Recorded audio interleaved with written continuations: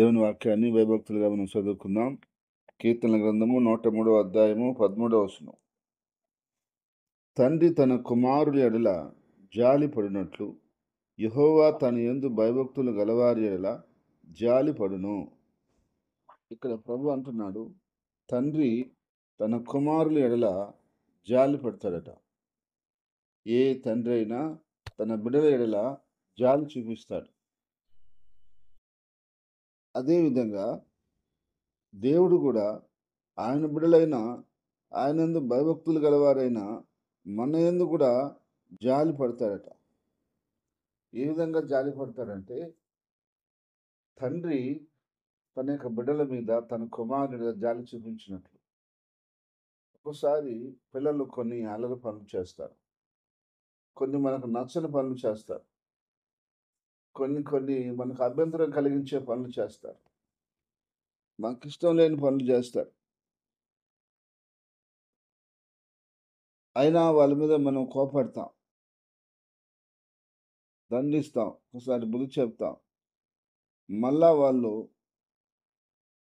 దగ్గరకు వచ్చినప్పుడు వాళ్ళ మీద దయ చూపిస్తాం, జాలి పడతాం, మన బిడ్డలే కదా అని చెప్పి. ఎందుకని అలాగా కోపడ్డాము, వాళ్ళని కానీ దండించాము, కానీ మళ్ళా దగ్గరకు వచ్చి వాళ్ళని చూసిన తర్వాత మళ్ళా జాలి ఎందుకు పడటం అంటే, అది తండ్రి ప్రేమ. తండ్రి ప్రేమ అలా ఉంటుంది. అయితే ఈరోజు చాలామందికి ఆ విషయం తెలుసు. తల్లిదండ్రులుగా ఉన్న వారికి బిడ్డల పట్ల ఆ ప్రేమ ఎలా ఉంటుందో తెలుసు. అయితే మనమే మన బిడ్డల విషయంలో మనం కఠినంగా ఉండలేం. ఖచ్చితంగా దయ చూపిస్తాము, జాలి చూపిస్తాము. మనం ఒకవేళ వాళ్ళు ఒడిదుడుకులు చేసినా మనం క్షమించి మనం వాళ్ళని మళ్ళీ దగ్గర చేర్చుకుంటాము. ఇవన్నీ మనకాడు ఉన్నాయి. ఇవన్నీ ఎక్కడి నుంచి వచ్చాయి మనకి? ఎలా వచ్చాయి ఇవన్నీ మనకి? మనం దేవుని పోలికలో పుట్టినవారం కాబట్టి, దేవుని పోలికతో దేవుడు మనల్ని ఆయన చేశాడు కాబట్టి, దేవుని స్వరూపం కాబట్టి మనకు కూడా దేవునికి కొన్ని లక్షణాలు ఉన్నాయి. కానీ మధ్యలో సైతాన్ లక్షణాలు కూడా వచ్చాయనుకోండి, అవి మనం తెచ్చుకునే సైతాన్ లక్షణాలు, దేవుడే పెట్టినవి కాదు. అయితే దేవునికి ఉన్న లక్షణమే మనం మన బిడ్డల జాలి పడటము, దగ్గర తీసుకోవటము, వారితో మనం ప్రేమగా ఉంటాము, వారి మళ్ళీ సహాయం చేయటం అనేది. అదేవిధంగా మనం కూడా నిజంగా పరలోకపు తండ్రిని చాలాసార్లు బాధపడుతున్నాం. మీరు ఒప్పుకున్నా ఒప్పుకోకపోయినా ఇది సత్యం. చాలాసార్లు బాధపడుతున్నాం. ఆయనకి ఇష్టం లేని పనులు చేస్తున్నాం, ఆయన నచ్చని పనులు చేస్తున్నాం, ఆయన ఇసుకిస్తున్నాం. కానీ ఆయన కోపడుతున్నాడు, దండిస్తున్నాడు, శిక్షిస్తున్నాడు. మళ్ళా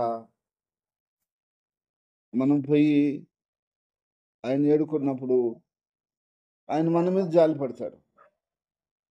మరి నా బిడ్డలు మళ్ళీ నా కాడికి వచ్చారు,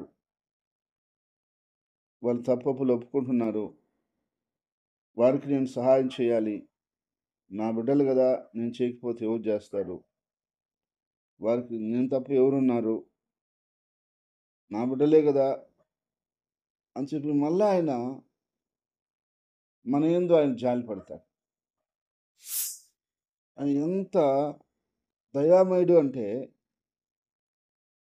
ఒకసారి ప్రజలు 3 రోజులు యేసయ్య కాడ కూర్చొని వాక్యం విని 3 రోజుల తర్వాత వాళ్ళు బయలుదేరుతున్నారు.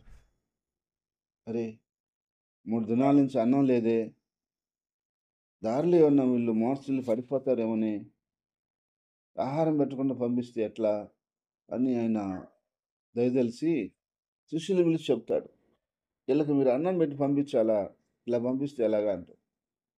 శిష్యులు అంటారు, ఇది ఏంటి ప్రభువా మీరు చెప్పే మాట? ఈ అరణ్యంలో అన్నం ఎక్కడి నుంచి వస్తుంది?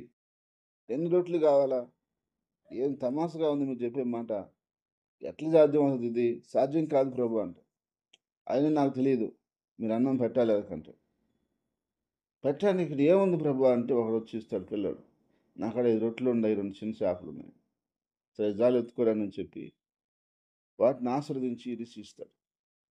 అవే వాళ్ళు తిని పూర్తిగా తిని గంపల నిండా ఎత్తుతారు మళ్ళా. అంటే చూడండి ఆయన ఎంతగా జాలి పడుతున్నాడనే విషయాన్ని గురించి మనం అర్థం చేసుకోవాలి.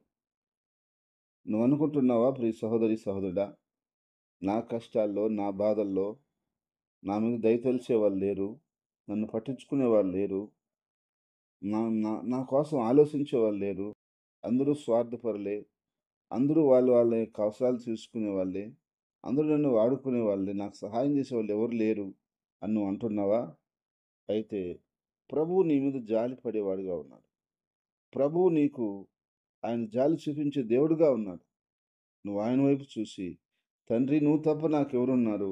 ఈ పని నువ్వు చేయాలి, ఈ కార్యం నువ్వు చేయాలి, ఈ విషయంలో నువ్వే నాకు సహాయం చేయాలని తండ్రి కాడ నువ్వు దీనంగా ప్రార్థించినప్పుడు, తండ్రి కుమారుల జాలి పడినట్లు దేవుడు నీ యెడల కూడా జాలిపడి అన్ని విషయాల్లో సహాయం చేసి ఆశీర్వదించునుగాక. ఆమేన్. ప్రేమగల తండ్రి, పరిశుద్ధమైన దేవా నీ స్తోత్రాలు చెల్లిస్తున్నాం. ఇంతవరకు మీరు మాతో మాట్లాడి ఉన్నారు.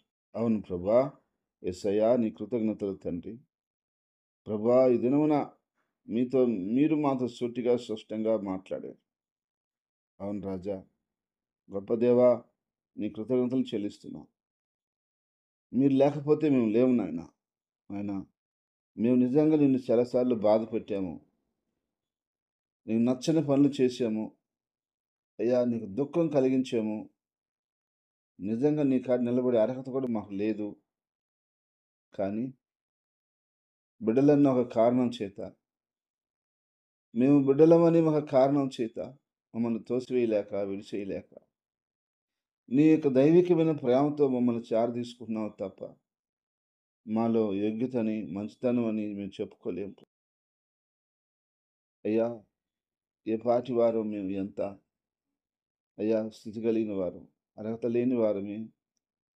కానీ మమ్మల్ని మీరు జ్ఞాపకం పెట్టుకుని నా బిడ్డలో అని చెప్పి మా మీద దయ చూపించి, జాలి చూపించి ఇంతవరకు మమ్మల్ని కాపాడుకుంటూ, భద్రపరుచుకుంటూ, సహాయం చేసుకుంటూ, ఆదుకుంటూ, మీ కనికరము, మీ దయ మా మీద చూపించి మా యొక్క విషయాలన్నింటిలో సహాయం చేస్తూ, మేలు చేస్తూ, దయ చూపిస్తూ నడిపిస్తున్నందుకు నా తండ్రి, నా తండ్రి, నా తండ్రి నీకు స్తుతులు, స్తోత్రాలు ప్రభా. పరమ తండ్రి నీకు వందనాలయ్యా.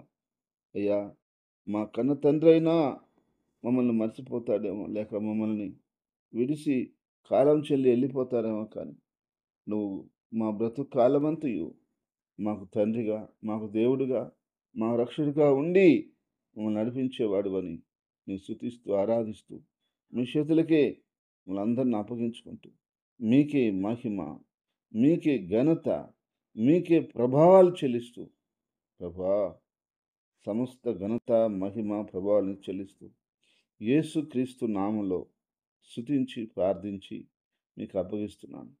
ఆయన దినం ప్రజలందరూ కూడా నీ మందిరానికి వచ్చి ఆత్మతో, సత్యంతో నన్ను ఆరాధన చేసుకోవడానికి సహాయం చేయండి.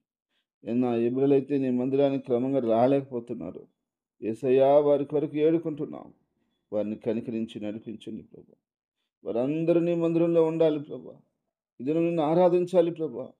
నిన్ను ఆరాధించనీయకుండా అడ్డుపడుతున్నటువంటి సాతానిక ప్రతి క్రియని యేసుక్రీస్తు నామములో లయపరుస్తున్నాం ప్రభా.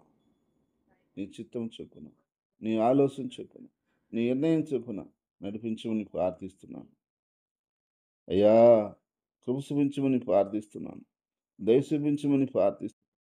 అయ్యా నువ్వు అయ్యా అయ్యా అయ్యా అయ్యా సహాయం చేయను ఆయన, కనికరం చేయను ఆయన. వీళ్ళందరూ ఆత్మతో సత్యం ఆరాధన చేయటం సహాయం చేయను. వెనకబడుతున్న బిడ్డలందరూ నడిపించమని, కొత్త బిడ్డలను నడిపించమని, బలమైన వాక్య సందేశం దయచేయమని, లోతైన మాటలు దినం దయచేయమని, ఒక బలముగా ఈ దినం మాట్లాడమని ప్రతి ఒక్క బిడ్డని బహుగా ఆశీర్వదించి పంపించునైనా. నీ మందిరానికి వచ్చే ప్రతి ఒక్క బిడ్డని ఈ దినం బహుగా ఆశీర్వదించి పంపించమని, దిన ఆదివారం ఆరాధనలో నీ యొక్క మహిమను చూపించమని మమ్మల్ని అందరినీ మీ చేతులకు అప్పగించుకుంటూ మీకే సమస్త ఘనత, మహిమ, ప్రభావాలు చెల్లిస్తూ మా ప్రభువైన యేసుక్రీస్తు నామములో ప్రార్థిస్తున్నాను తండ్రి. ఆమేన్.